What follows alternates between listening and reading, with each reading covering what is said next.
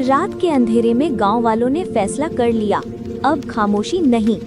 एक नौजवान बोला, हम जुल्म सहने के लिए पैदा नहीं हुए।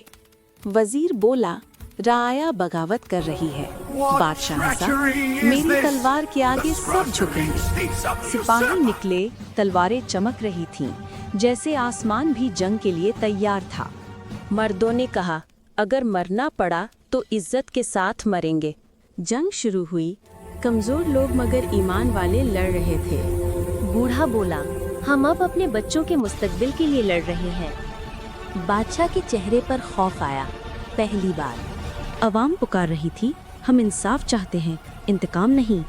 बादशाह चीखा, दरवाजे बंद करो, मगर सिपाही अब कांप रहे थे। बारिश में महल के दरवाजे टूटे, इंसाफ दाखिल हो चुका था। गुरूर का ताज गिर चुका था, अब वो सिर्फ एक कमजोर इंसान था। मुशीर बोला, मैंने कहा था जुल्म का अंजाम ज़वाल है। मुशीर बोला, मैंने कहा था जुल्म का अंजाम ज़वाल है। जालिम खुद रहम मांग रहा था और उसके सिपाही नजरें झुका चुके थे। अवाम ने कहा, हम कत्ल नहीं करेंगे, हमें सिर्फ इंसाफ चाहिए। सूरज निकला, जुल्म। मुशीर ने कहा, ताकत तलवार में, जहाँ कभी आंसू बहते थे वहाँ अब हंसी थी। सबक यही है, ताकत वक्ती है मगर इंसाफ हमेशा रहता है। Thank you for watching this video. If you enjoyed it, please hit the like button and the bell notification icon.